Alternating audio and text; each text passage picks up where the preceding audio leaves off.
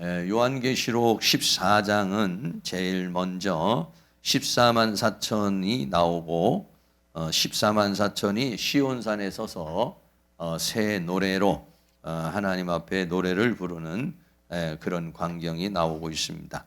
그리고 난 다음엔 새 천사의 메시지가 있는데 첫째 천사가 영원한 복음을 가지고 하나님을 두려워하며 경배하라 라고 그렇게 말하고, 두 번째 천사가 나타나서는 바벨론의 멸망을 선포하고 있습니다. 그리고 세 번째 천사는 짐승의 표를 받은 자들이 세세토록 고난을 받을 것에 대해서 말하고 있고, 이제 오늘 마지막으로는 곡식 추수와 포도송이 추수로 이렇게 요한계시록 14장이 좀 여러 가지 다양한 상황들이 계시록 14장에 나타나고 있습니다. 그래서 이제 곡식 추수는 무엇이고 포도송이 추수는 무엇인가에 대해서 오늘 함께 말씀을 나누도록 하겠습니다. 먼저 곡식 추수에 대해서 보겠습니다. 요한계시록 14장 14절에 또 내가 보니 흰 구름이 있고 구름 위에 사람의 아들과 같은 이가 앉았는데 그 머리에는 금면류관이 있고 그 손에는 이한 낫을 가졌더라고 그랬습니다. 여기서 구름 위에 사람의 아들과 같은 이가 누구냐? 이게 천사냐 아니면은 예수님이냐, 이런 이제 이야기가 있죠. 구름 위에 사람의 아들과 같은 이가 있고 머리에는 금면류관을 쓰고 손에는 이한 낫을 가졌더라라고 하는데, 여기 구름 위에 사람의 아들과 같은 이는 바로 예수님을 가리켜서 말씀을 하고 있습니다. 다니엘서에서 보면은요, 다니엘 7장 13절입니다. 다니엘에 보면은 다니엘에게 나타나신 주님의 모습이 이와 비슷한 모습이었어요. 다니엘 7장 13절에 내가 또 밤 이상 중에 보았는데 인자 같은 이가 하늘 구름을 타고 와서 옛적부터 항상 계신 자에게 나와 그 앞에 인도와 되매, 이렇게 말하고 있어요. 그래서 여기서 말하고 있는 사람의 아들과 같은 흰 구름이 있고 그 구름 위에 사람의 아들과 같은 이는 바로 예수님을 가리켜서 말씀하고 있는 것이죠. 그리고 또 두 번째로는 그 머리에는 금면류관이 있다 그랬어요. 그 머리에는 금면류관이 있는데 예수님이 역시 마찬가지로 면류관을 쓰셨죠. 계시록 6장 2절에 보면 내가 이제 보니 흰 말이 있는데 그 탄 자가 활을 가졌고 면류관을 받고 나가서 이기고 또 이기려고 하더라. 그래서 계시록 6장에서 보면 이제 그 흰 말, 또 검은 말, 뭐 또 청황색 말, 이런 말들이 나타나죠. 그래서 이제 거기에 나타나는 흰 말을 탄 자가 바로 예수님인데, 예수님이 면류관을 받고 나가서 이기고 또 이기려고 하더라. 그래서 이 면류관이 바로 스테파노스라고 하는 승리한 자에게 주어지는 그런 면류관인 것이죠. 그래서 바로 면류관을 쓰신 분이 예수님이시다. 근데 이런 면류관을 쓴 자가 계시록에 또 나오는데 24장로들이 보면 금면류관을 썼어요. 요한계시록 4장 4절에 또 보좌에 둘려 24보좌들이 있고 그 보좌들 위에 24장로들이 흰옷을 입고 머리에 금면류관을 쓰고 앉았더라고 그렇게 말했어요. 그러니까는 면류관이라고 하는 것은 이제 승리를 말하는 것인데, 여기서 말하고 있는 24장로들은 바로 이제 승리한 자들, 이긴 자들을 대표하는 그런 자들이죠. 그런 사람에게 뭐가 쓰이냐?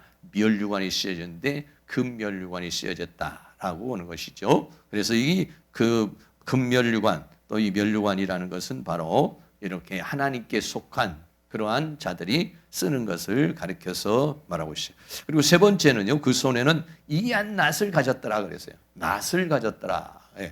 낫이라고 하는 것은 뭐냐면은 곡식을 벨 때 쓰는 것이 바로 낫이죠. 그러니까 이 낫은 뭐냐면은 곡식을 추수할 때에 쓰는 것이 바로 낫인 것입니다. 그러니까 여기서 보면 구름 위에 사람의 아들과 같은 이가 앉았는데 금면류관을 썼다는 것은 바로 승리자다, 이런 얘기고, 승리자이신 이 예수님께서 이한 낯을 가졌다는 것은 이제 추수를 하게 되었다라고 하는 것을 가리켜서 말하는데요. 예수님도 낯을 가졌어요. 네, 낯을 가졌는데 예수님은 이 낯이 어디서 나오냐면 예수님의 입에서 나오죠. 계시록 1장 16절 우리 같이 한번 읽겠습니다. 그 오른손에 7 별이 있고 그 입에서 좌우에 날선 검이 나오고 그 얼굴은 해가 힘있게 비치는 것 같더라. 예, 또 요한계시록 19장 15절에도 같이 있습니다. 그의 입에서 이한 검이 나오니 그것으로 만국을 치겠고 친히 저희를 철장으로 다스리며 또 친히 하나님 곧 전능하신 이의 맹렬한 진노의 포도주 틀을 밟겠고 라고 그렇게 했어요. 그래서 예수님의 입에서 검이 나온다. 낫은 아니지만 검이 나온다. 이 검이 나와가지고 어떠냐면 그것으로 만국을 치겠고 그랬어요. 말씀으로 증거하기도 하고 말씀으로 심판하기도 하고 하는 것이 바로 입에서 나오는 검을 가리켜서 말하는 것이죠. 그리고 이 한 낫으로 그렇게 곡식을 변다는 것도 역시 바로 하나님의 말씀, 입에서 나오는 그 말씀을 통해서 추수를 하게 된다는 것을 가리켜서 말씀하고 있는 것이죠. 그래서 이제 그렇게 지금 이제 그 하늘에 그 흰 구름을 입고 앉은 인자가 금멸관을 쓰고 낯을 가지고 있는데 뭐라고 그러냐면 다른 천사가 나타나서 계시록 14장 15절에 또 다른 천사가 성전으로부터 나왔다는 또 다른 천사가 어디로 나왔냐면 성전에서 나왔습니다. 구름 위에 앉은을 향하여 큰 음성으로 외쳐 가로되 내 낯을 휘둘러 거두라. 거둘 때가 이르러 땅의 곡식이 다 익었음이로다 하니 그랬어요. 이 성전에서 나온 이 천사는 뭐냐면 하나님으로부터 이제 명령을 받고 선포하는 그런 천사입니다. 천사가 예수님을 향해서 내 낯을 휘둘러 거두라 이러니까 좀 굉장히 좀 명령하는 것 같지만은 그러나 이제 천사들은 항상 보면은 어떠냐면 그대로 하나님의 말씀을 받아서 메신저의 역할을 하는 것이기 때문에 그래서 내 낯을 휘둘러라 거둘 때가 이르러 땅의 곡식이 다 익었음이라 라고 그랬어요. 거둘 때가 익었다는 것은 뭐냐면 이제 추수 때가 다 되었다라고 하는 것입니다. 추수 때가 되어서 이제는 곡식이 익었기 때문에 이제 그것을 거두는 역할을 하게 되는 것이죠. 그렇게 되니까 이제 곡식을 거두게 됩니다. 계시록 14장 10절에 구름 위에 앉은 이가 낯을 땅에 휘두르며 곡식이 거두어지니라 그랬어요. 여러분 우리가 곡식을 낫을 펴가지고 거둔다고 그러면 하나님의 사람들을 어떻게 거두겠어요? 그 하나님의 사람들을 하나님의 말씀을 선포를 하게 되잖아요. 그러면 그 말씀을 선포하게 되면 그 말씀을 듣는 사람들이 그 하나님 앞으로 다 와서 양육을 받아가지고 어떤 이제 단계에 이르게 되는 그래서 그 하나님의 말씀에 순종하고 그 말씀을 따라가는 그런 삶을 이제 살게 되는 것을 가리켜서 말씀하고 있는 것이죠. 그래서 하나님께 속한 사람들은 하나님의 말씀을 들을 수가 있어요. 하나님의 음성을 들을 수가 있어요. 그래서 하나님의 인도를 받도록 이렇게 돼 있죠. 그러면 이제 그런 것들이 전부 다 이제 하나님이 원하는 그러한 단계까지 이제 이르러서 추수를 하게 되는 그런 상황을 볼 수가 있어요. 노아가 이제 구원을 받을 때도 보면은 어떻게 합니까? 하나님 앞에 명령을 받아서 방주를 짓죠. 방주를 짓고 또 방주 안으로 들어가고 홍수가 나고 이름으로 인해서 노아가 이제 구원을 받는 그런 장면과 같은 것이죠. 하나님의 말씀에 인도를 받고 하나님과 이제 동행하면서 그러면서 이제 하나님의 뜻을 온전하게 이루어가는 것 이런 것들이 뭐냐면은 바로 알고 곡식 추수를 가리켜서 말씀하는 거고 요한계시록에서 보면은 이제 계시록 7장에서 말하는 또 인침을 받는 거 그리고 또 오늘 요한계시록 14장에 이들이 전부 다 시온산에 14만 4천이 어떻게 하냐면 시온산에 서서 새 노래를 부르면서 영광을 돌리는 그런 모습 이런 것들이 전부 다 뭐냐면은 곡식이 추수가 되어지는, 알곡으로 추수가 되어지는 그런 모습을 우리에게 말씀해주고 있는 것입니다. 그래서 밭에는 뭐가 있냐면 곡식과 가라지가 있다 이렇게 말했어요. 곡식과 가라지가 있는데 마태복음 13장 30절에 둘 다 추수 때까지 함께 자라게 두어라. 그 밭에 가라지가 있으니까 이 가라지를 좀 뽑아야 되지 않겠느냐 이렇게 말하니까 주인이 둘 다 추수 때까지 함께 자라게 두어라. 추수 때 내가 추수꾼들에게 말하기를 가라지는 먼저 거두어 불사르게 단으로 묶고 곡식은 모아 내 곡간에 넣으라 하리라 라고 그랬어요. 그러니까 가라지는 뭐냐면은 전혀 곡식하고는 종류가 다른 거죠. 곡식이 하나님께 속한 하나님의 생명을 받은 자들이라면 가라지는 사탄에게 속한 자. 그래서 교회를 방해하고 세상에서 교회를 핍박하고 성도들을 공격하는 그런 역할, 곡식이 자라지 못하도록 회방을 놓는 역할을 하는 게 뭐냐면 가라지가 있어요. 가라지가 있고 그 다음에는요 곡식과 가라지가 있고 또 뭐가 있냐면 알곡과 쭉정이가 있다. 마태복음 3장 12절 말씀에 손에 키를 들고 자기 타작마당을 정하게 하사 알곡은 모아 곡간에 들이고 쭉정이는 꺼지지 않는 불에 태우시리라. 벌써 이런 코로나 바람만 한번 불어봐도 알곡이 누군지 쭉정이가 뭔지 이런 것들이 벌써 정말 신앙을 가지고 있는 사람이 어떤 사람들인지 아니면은 신앙을 갖지 못한 사람이 어떤 사람인지 이런 것들이 벌써 구분이 되잖아요. 구분이 되고 또 오히려 이런 코로나 시대에 알곡들은 어떻게 하냐면 어떻게 하면 이 믿음을 더 지키기 위해서 막 뜨거운 마음을 갖고 또 하나님 앞에 더 많은 기도를 하고 이 코로나 종식을 위해서 또 우리 한국 교회를 위해서 또 우리 교회를 위해서 내 신앙을 위해서 참 하나님 앞에 간절한 마음으로 부르짖고 또 믿음이 약한 심령들을 위해서 기도하고 간구하는 그런 역할을 이제 하는 사람들, 그렇게 뜨겁게 되어지는 그런 알곡들이 있고 아니면 이제는 그 알맹이가 그 없는 그런 쭉정이로 이제 가는 그런 사람들이 있죠. 그래 밭에는 바로 이렇게 이제 가라지, 이 사진은 뭐냐면 가라지예요.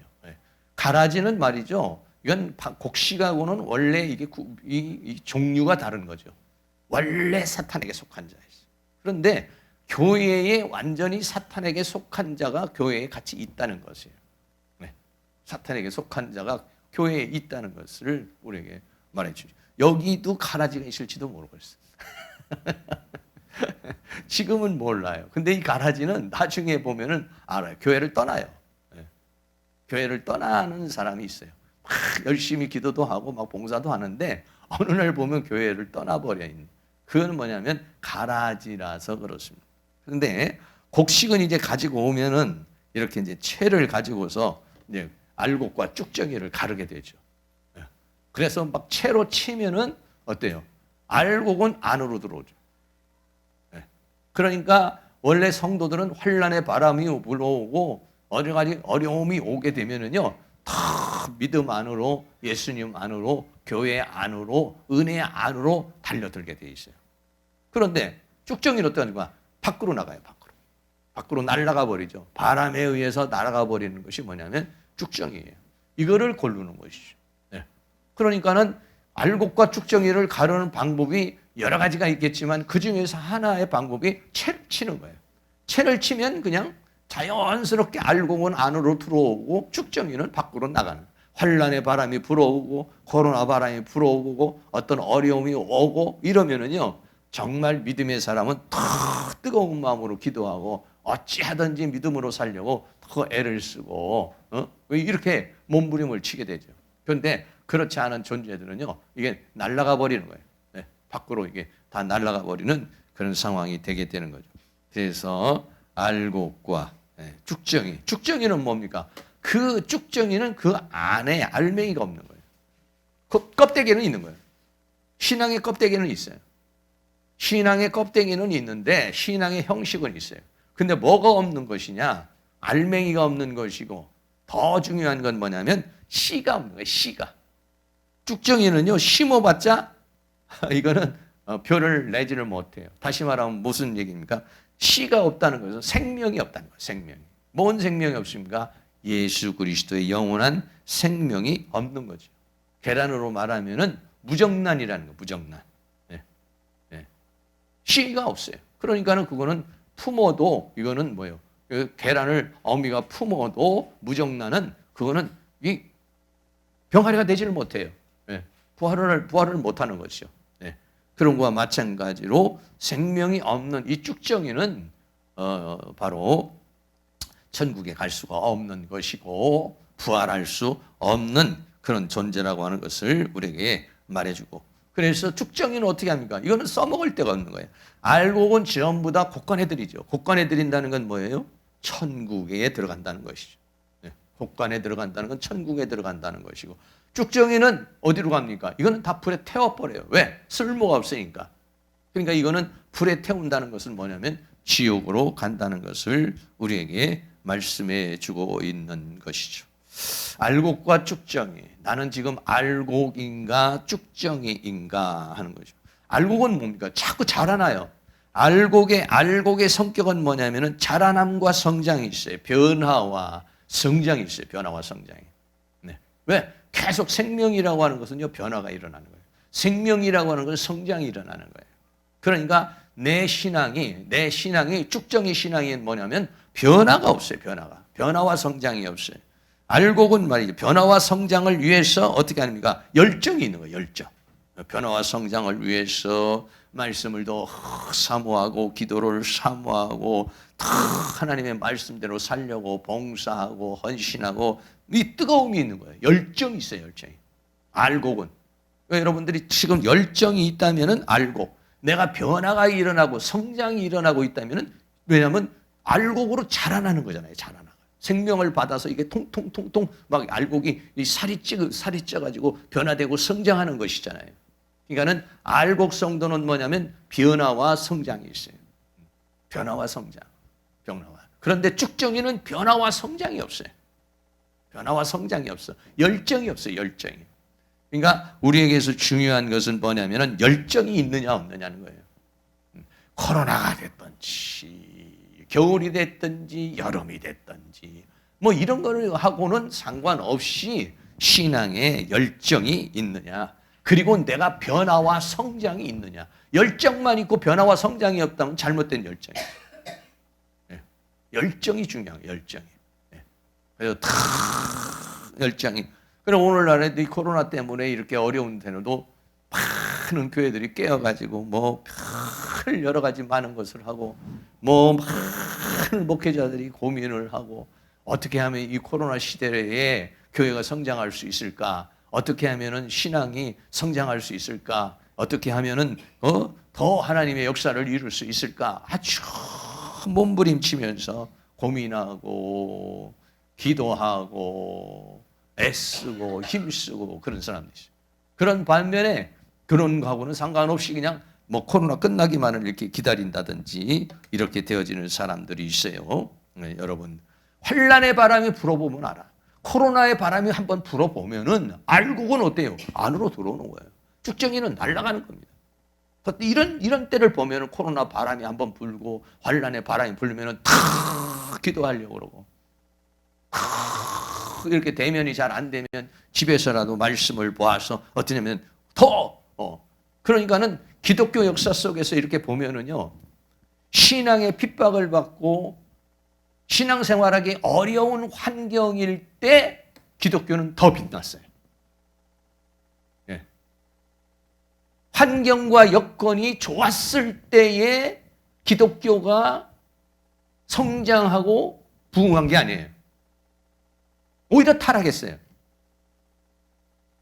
지금 모든 초대교회부터 지금까지 쭉 보면은 기독교가 그렇게 환경과 여건이 좋은 여건 속에 있지 않았어요. 여러 가지 어려운 여건 속에 있어요. 근데 그 어려운 여건 속에 있을 때의 신앙은 더 빛이 났어요. 네. 더 성장했어요. 더 아름다웠어요. 우리나라도 일제시대에 또는 공산주의 시대에 그런 순교자적인 그런 빛나는 사람들이 나타나. 신앙이 어려울 때, 힘들 때. 그러니까 오히려 우리가 저 사람의 신앙이 정말 제대로 된 신앙인지 제대로 된 신앙이 아닌지는 뭐냐면 이런 어려움이 한번 와봐야 되는 거예요. 이런 어려움이 왔을 때에 나는 그런 시대에 더 신앙이 막 성장하고 더 변화의 역사가 일어나고 더 은혜의 역사가 일어나는 사람, 이런 것들이 있는 사람들, 이런 사람들이 알곡이고 그런 사람들을 이 되어야 된다는 것이죠. 그래서 우리 사랑하는 모든 성도님들이 지금 이 곡식 추수는 뭐냐면은 예수님이 직접 하시는 거예요. 이 곡식은 누구냐면은 알곡이에요. 이건 누구냐면 성도들이에요. 쭉정이를 위해서 지금 추수를 하는 게 아니에요. 알곡을 위해서 추수를 하는 거예요. 누가 하느냐? 예수님이 직접 하시고 있어요, 지금. 직접 하시고 있어요.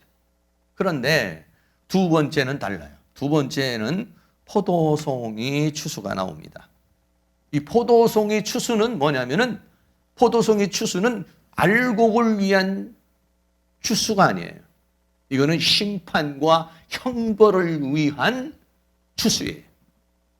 그래서 계시록 14장 17절에 보면 또 다른 천사가 하늘에 있는 성전에서 나오는데 또한 이한 낫을 가졌더라라고 그랬어요. 그래서 다른 천사가 하늘에 있는 성전에서 나와서 이한 낫을 가졌다. 계시록 먼저 곡식 추수를 할 때는 예수님께서 금면류관을 쓰시고 이한 낫을 가지고 곡식을 추수를 했어요. 근데 여기에서는 포도송이를 할 때는 천사가 하는 겁니다. 천사. 예수님이 직접 안 해요. 안 하고 천사가 나와서 이한 낫을 가졌더라 그랬어요. 그리고는 뭐냐? 포도송이를 거두라 그랬어요. 계시록 14장 18절에 또 불을 다스리는 다른 천사가 제단으로부터 나와. 그래서 제단에 보면은요 번제단이 있죠. 번제단이 있고 그 다음에 이제 향을 피우는 데가 있어요. 향단이라는 데가 있죠. 번제단에서 짐승을 태워서 죽이고 또 향단에는 향을 피워서 하나님 앞에 드리고 그래서 이게 불을 다스리는 것이 이 두 군데를 번제단과 향단을 말하는데 여기서 불을 다스리는 데서는 바로 향단을 가리켜서 말하는 것이에요.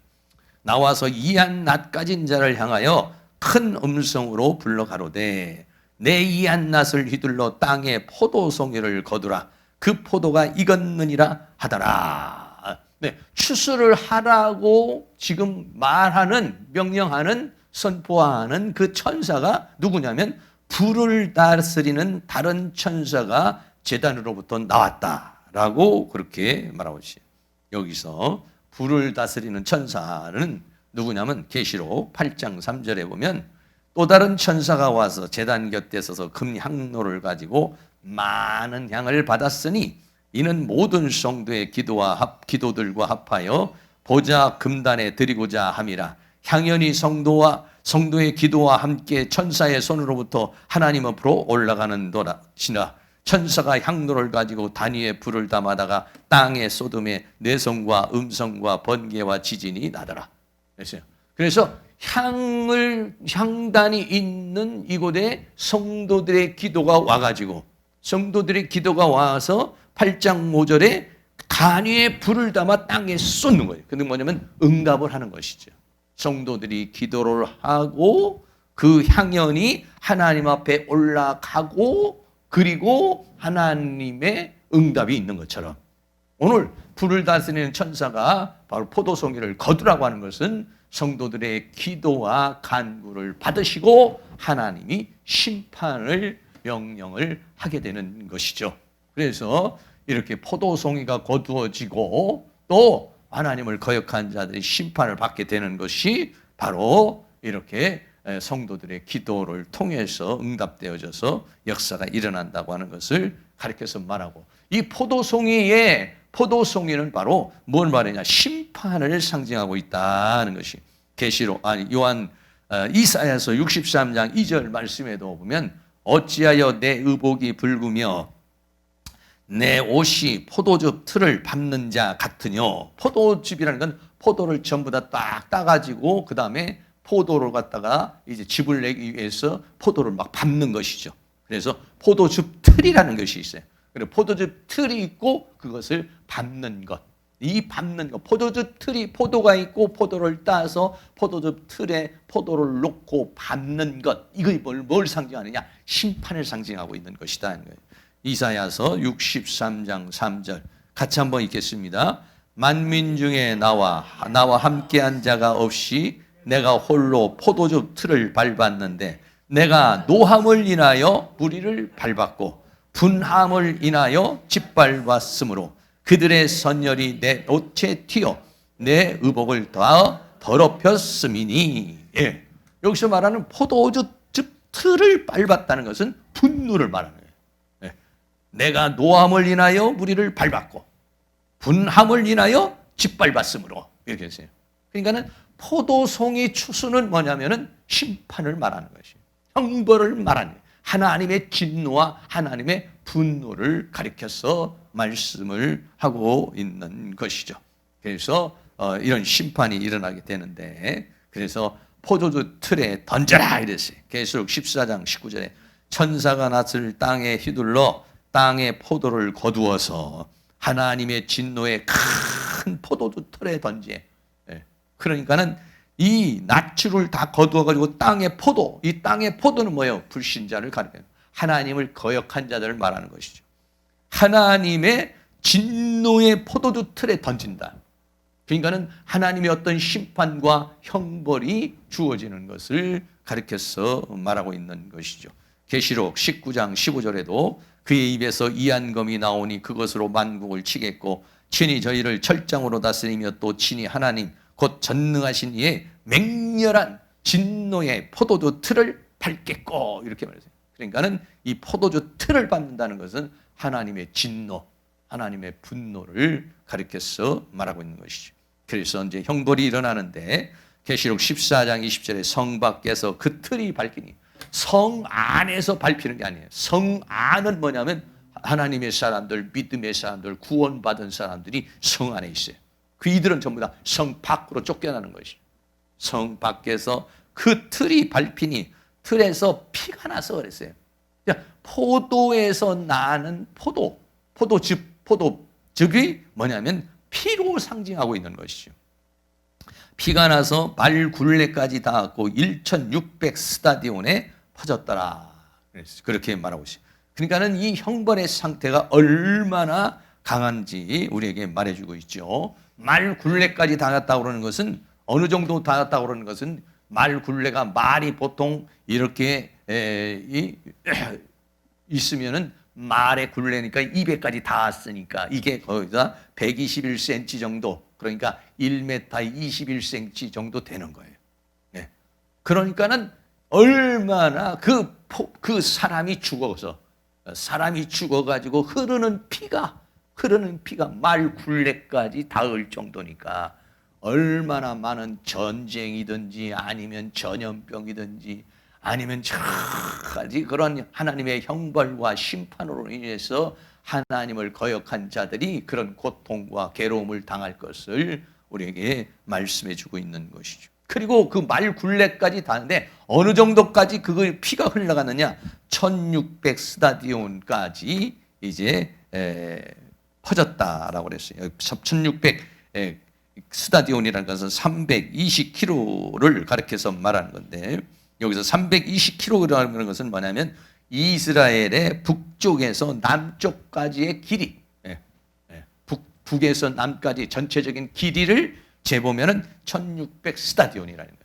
그러니까 이스라엘 전체에 하나님의 형벌이 일어날 것을 말해주고 있는 것이죠. 이스라엘 전체의 형벌이 일어난다는 것을 말하면 세계적인, 이스라엘 자체만 형벌이 일어나는 것이 아니라 세계적인 하나님의 심판과 형벌이. 왜? 추수를 하게 되면은 그러면은 뭐 우리 대한민국만 하는 것이 아니에요. 우리 남한만 하는 것이 아니야. 세계적인 심판이 일어나는 거예요.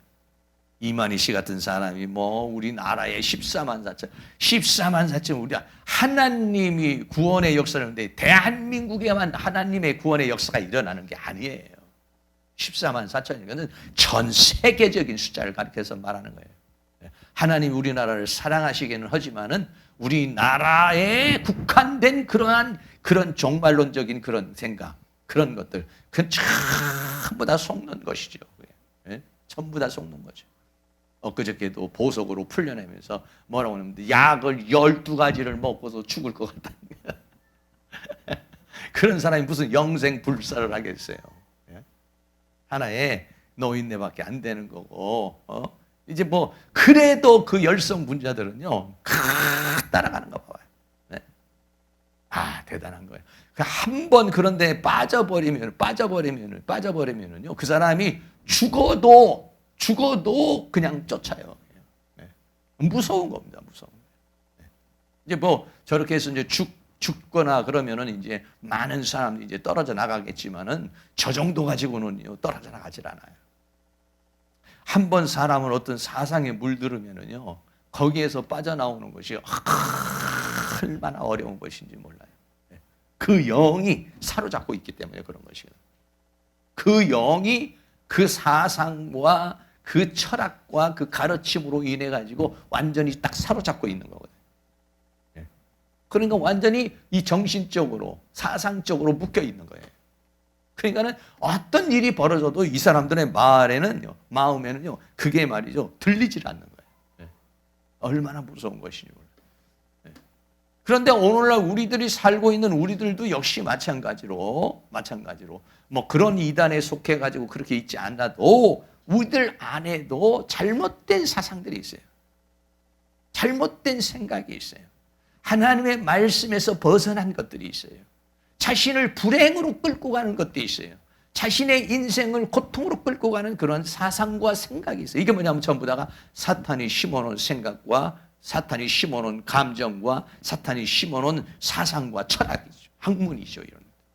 그러니까 얼마만큼 우리들이 이 말씀을 통해서 그런 것들이 빠져나가느냐가 중요한 거예요.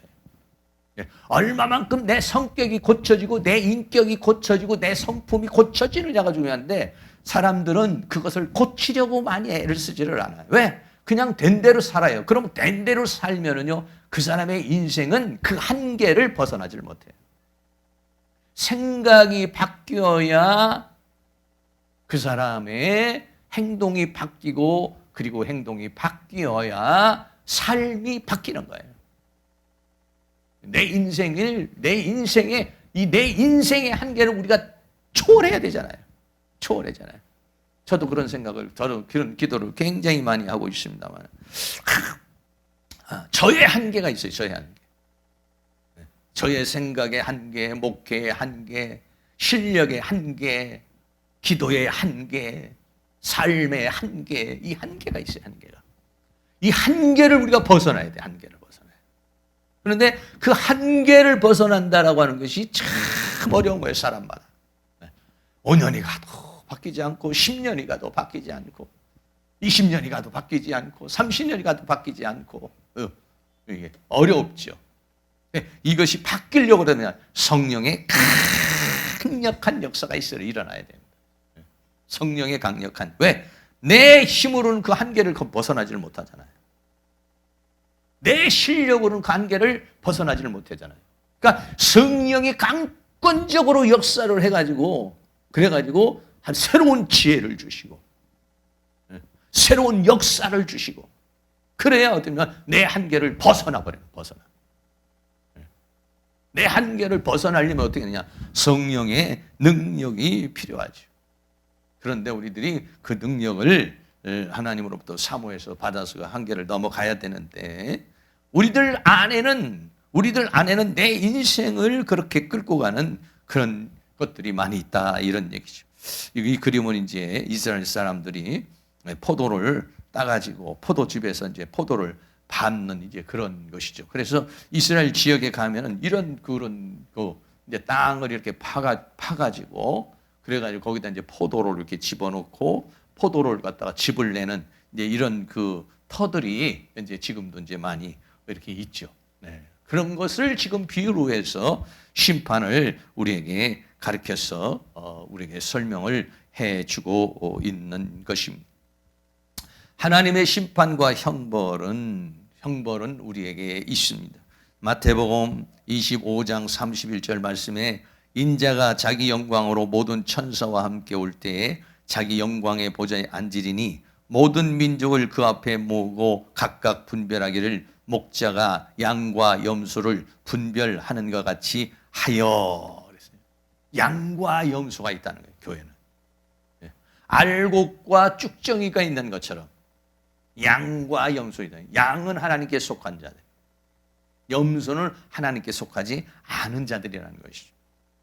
25장 33절 양은 그 오른편에 염소는 왼편에 들이라. 그때 임금이 그 오른편에 있는 자들에게 이르시되 내 아버지께 복받을 자들이여 나와 창세로부터 너희를 위하여 예비된 나라를 상속하라.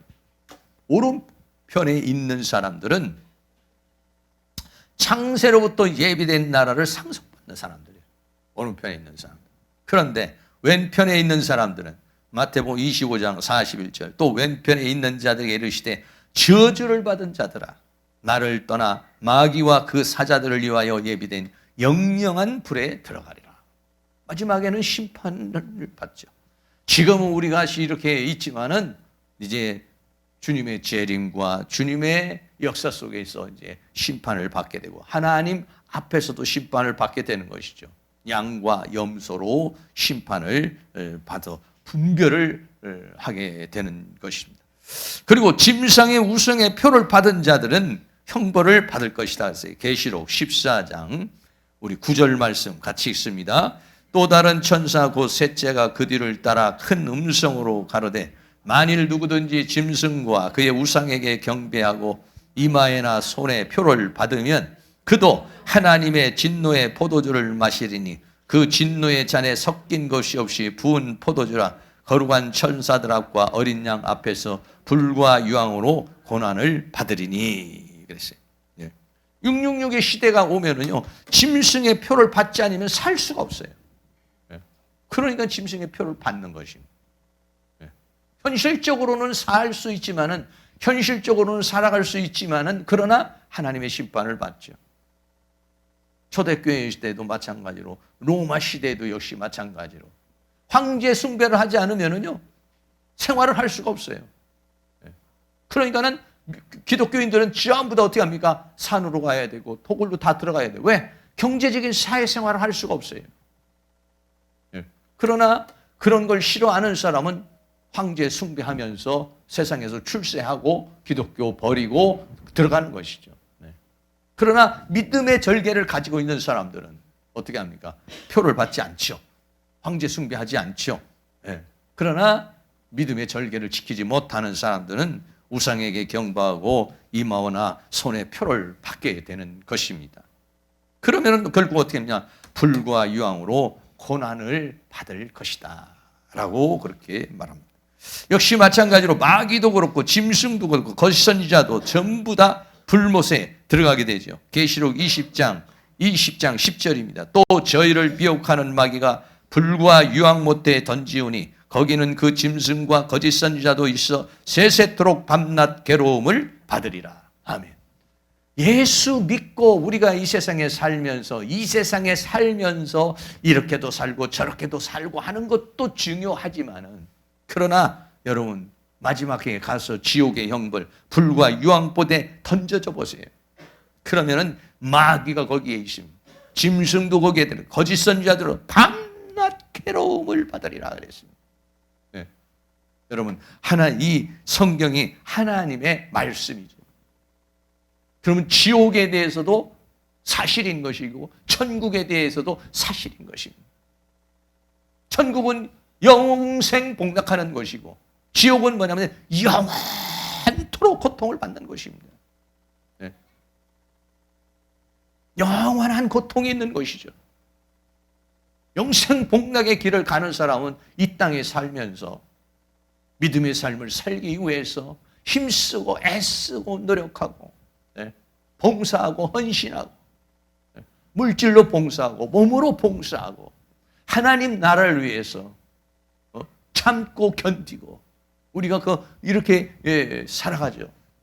그러나 그 대가는 뭐예요? 영생복력, 영원한 하나님의 축복이 있다는 것이죠. 그러나 그것을 거역한 사람들, 이런 사람들은 영원한 지옥불이 기다리고 있어요. 여러분, 마귀가 있다는 거 우리가 알죠. 느낄 수가 있죠. 하나님이 계시다는 거 알고 느끼게 되는 것이죠. 마귀가 가는 곳, 그것이 어디냐면 불과 유황못이 준비되어 있다는 것이죠. 장차 우리에게 나타날 영광은, 촉히 장차 우리에게 나타날 영광은 우리가 현재의 고난과 비교할 수 없다. 사도 바울은 그렇게 우리에게 말씀하고 있는 것입니다. 이 세상에 살면서 때로는 고통스럽고 때로는 힘들어도 우리에게 영원한 생명을 주시고 영생 복락의 길을 가도록 하나님께서 우리에게 은혜를 주셨다는 그 사실에 소망을 가질 수 있는, 초대교회 사람은 다 거기에 소망을 가졌어요.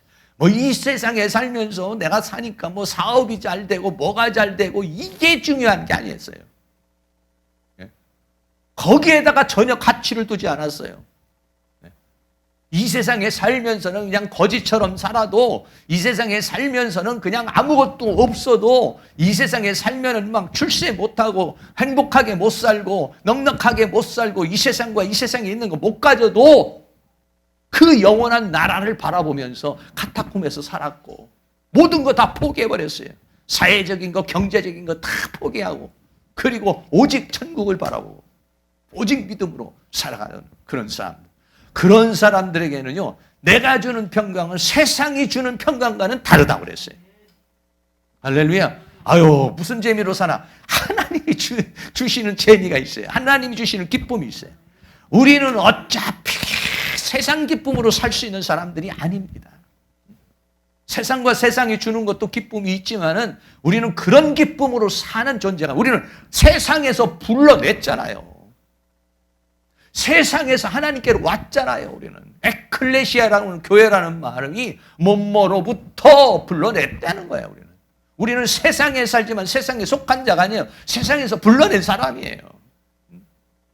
안 믿는 사람이야 이 시간에 TV도 보고 어디 가서 술도 먹고 자기 나름대로 그 재미로 살지만은 우리는 그런 재미로 사는 사람이 아니에요. 우리는 무슨 재미로 사느냐? 여기 와서 찬송하고 기도하면서 예배하는 것이, 이게 뭐냐면 우리의 삶의 기쁨이 돼야 돼요. 기쁨이. 오늘 저녁에 예배 적당히 드리고 때우고 왔다가 아니라 우리는 이 예배가 그냥 기쁨이 돼야 돼요. 이게 그냥 이 찬송이 기쁨이 돼야 되고 하나님이 기쁨이 돼야 되고 이게 우리에게는 즐거움이 돼야 됩니다. 즐거움이. 그러니까 하나님, 내가 왜 세상 사람들하고 우리하고는 삶의 목표가 달라요. 삶의 방향이 달라요. 방향이 달라요. 우리는 이 세상에 살아가고 있지만 세상 재미로 사는 사람들이 아니에요. 왜? 어차피 이 세상은 우리의 집이 아니에요. 우리의 시민권은 하늘에 있는 것이죠. 우리는 이 하나님으로부터 와가지고 이 세상을 거쳐서 하나님께로 가는 거예요. 그럼 왜 이 세상을 거쳐가느냐 말이에요. 이 세상을 거쳐가야 되는 이유는 뭡니까? 이 세상을 거쳐서 우리의 존재가 변화가 되는 거예요. 변화. 우리의 존재가 새로워지는, 이 세상을 거쳐서 이 세상에서 열심히 일꾼으로 살아서 하나님 나라에서 상급을 받는 것이고, 이 세상에 살면서 군사로 살면서 우리들이 마귀와 싸워 이기는 존재가 되는 것이고, 이 세상을 거쳐서 신부로 단장되어 가지고 거쳐서 이 세상이라는 것은 나를 만들어내는 것이에요. 내 인격을 만들고 내 성품을 만들고 내 삶을 만들고, 그래 이 세상에서도 우리가 잘 그렇게 살아서 하나님 앞에 가가지고는 칭찬과 영광과 존귀를 얻는 데 목적이 있는 것이죠. 할렐루야. 네. 너무 이 세상에 우리의 미련을 두어서는 안 되죠. 우리는 어떻게 되냐? 하나님의 나라에 우리의 목적을 두셔야 돼요. 이 세상에 살면서도 우리가 물론 여러 가지 하나님의 은혜 속에서 살아가지만은, 그러나 그런 건 전부 부가적인 것이에요. 부가적인 거예요. 부가적인 것이에요. 그러니까 먹을 것과 입을 것이 있으면 족한 줄로 알아라. 오늘 저녁에 밥 드시고 왔으면 족한 줄로 알고 우리의 기쁨은 거기에 있는 건 아니에요. 계양산에 가니까는 아주 그냥 가을이 돼서 단풍도 있고 뭐 사람들도 많이 올라왔습니다만, 단풍 보고 왔어도 뭐 그거 잠깐 우리는 그 기쁨으로 사는 게 아니라 오늘 저녁에도 기도할 때 기쁨이 넘치기를 바랍니다. 찬송할 때 기쁨이 넘치기를 바라요. 하나님이 주시는 기쁨이 있어요.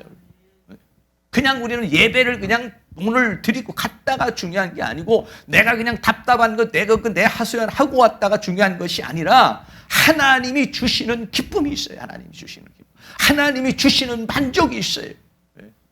그것으로 우리는 살아가는 사람들입니다. 여기 지옥불도 말했습니다. 마태 마가복음 9장 48절에서 49절 말씀 우리 같이 한번 읽습니다. 거기는 구더기도 죽지 않고 불도 꺼지지 아니하느니라. 사람마다 불로써 소금치듯 함을 받으리라. 아멘. 지옥이라는 세계예요. 하나님을 믿지 않는 자들이 가는 세계예요. 예, 그런 사람 이 세상에서 잘 먹고 잘 입고 잘 살 수 있어요. 그러나 그들의 결국은 뭐냐? 구더기도 불도 꺼지지 않는, 사람마다 불로써 소금치듯 함을 받는 마귀에게 예비된 그 지옥불로 들어가는 거예요.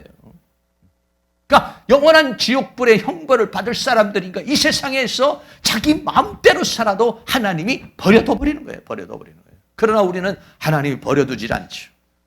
내 마음대로 살려고 그러면 하나님께서 양심의 고통을 주고, 뭔가 하나님이 간섭하시고, 뭔가 하나님이 나를 다스려 주시고, 뭔가 기도하지 않으면 내 영이 자꾸 답답하고, 예배하지 않으면 내 뭔가 사는 것 같지 않고, 그런 것들이 뭐냐면 하나님이 우리에게 주시는 기쁨이에요. 하나님이 우리에게 역사하시는 역사이신 줄로 믿습니다. 할렐루야. 네. 결론 내리겠습니다. 두 가지 오늘 추수가 있습니다. 하나는 곡식 추수입니다. 곡식 추수는 뭐냐? 우리가 알곡이 되는 것이죠. 네. 알곡이라고 하는 것은 뭐냐? 내 안에 생명이 있는 겁니다. 생명.